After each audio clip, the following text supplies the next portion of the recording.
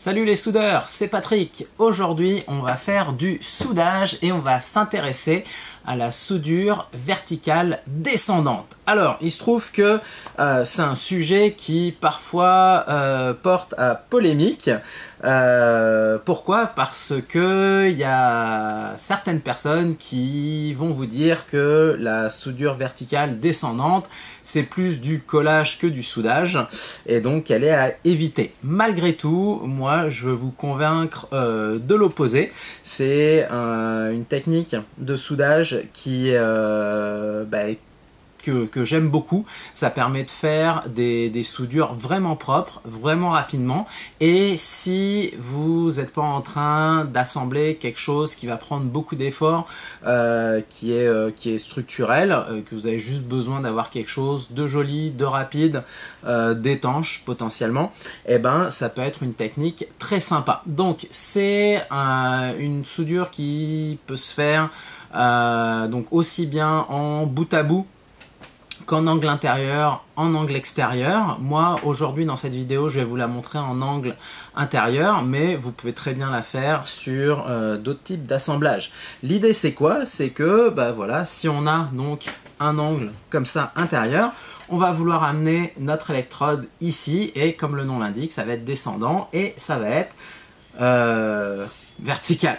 Pour faire de la verticale descendante, il faut s'assurer que vos électrodes peuvent le faire. Donc si vous regardez vos paquets d'électrodes, en général, vous allez avoir un petit symbole ici. Si vous avez une flèche vers le bas, ça veut dire que vous pouvez la faire. Donc là, je peux. Ici, le dessin est un peu différent, mais pareil, on a bien la flèche vers le bas. En revanche, si on regarde sur ce paquet, on voit que ici il manque un petit dessin, et en fait celui qui est juste avant, ça représente une électrode, et là il y a une petite flèche vers le haut. On la voit pas bien parce qu'elle est effacée, mais avec ces électrodes on n'est pas supposé faire de la verticale descendante. Voilà, donc bien vérifier sur votre paquet si vous pouvez en faire. Si vous avez un doute, achetez des électrodes où vous êtes sûr que vous pouvez faire de la verticale descendante, parce que sinon vous risquez d'avoir des mauvaises surprises.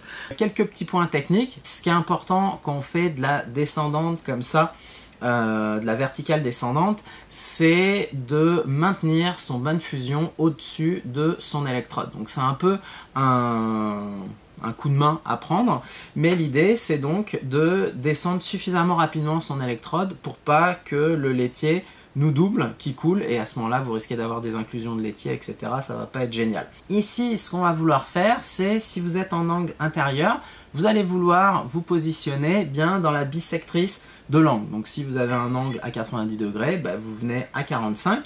Et ensuite, l'inclinaison de l'électrode ici, elle va être importante. Si vous êtes trop droit, ce qui va se passer, c'est que vous risquez de vous faire doubler par votre laitier. Si vous êtes trop penché, là vous n'allez pas avoir assez de pénétration. Donc un angle de 45 degrés, c'est un bon compromis. Vous allez pouvoir bien pénétrer dans votre angle et vous allez pouvoir maintenir votre bain de fusion au-dessus de votre électrode. Donc ici, on va avoir un arc court pour être bien dans le fond de notre coin, et on va vouloir mettre la sauce. Donc étant donné que c'est une soudure qui est relativement rapide, et que on veut pénétrer, vous pouvez vraiment y aller. Donc pour de la 2.5, vous pouvez être à 110 ampères. Sur de la 3.2, vous pouvez monter à 140. L'idée c'est que on veut pénétrer dans l'angle et on veut tracer. Après, la vitesse de descente, ça va vraiment vous être donné par l'accumulation du laitier au-dessus de votre électrode. Donc il faut attendre un peu. Si vous allez trop vite, vous n'allez pas déposer assez de matière. Vous allez creuser, mais vous n'allez pas déposer assez de matière. Si vous allez trop lentement, vous risquez de vous faire doubler. Donc il faut trouver le juste milieu pour descendre, maintenir votre bain de fusion au-dessus de votre électrode, et donc y aller tranquillement dans le fond de votre angle. On va faire ça en vidéo et on se retrouve juste après.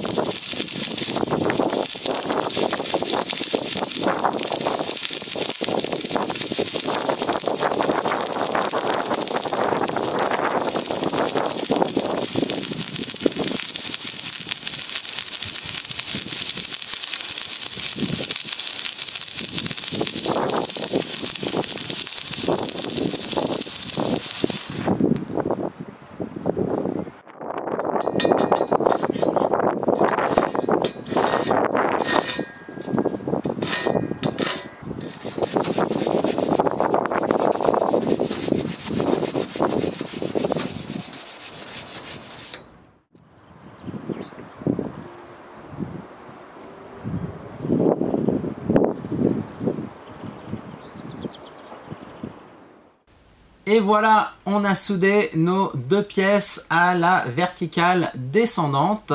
Donc, comme je l'ai mentionné, ça c'est de la tôle de 3 mm d'épaisseur.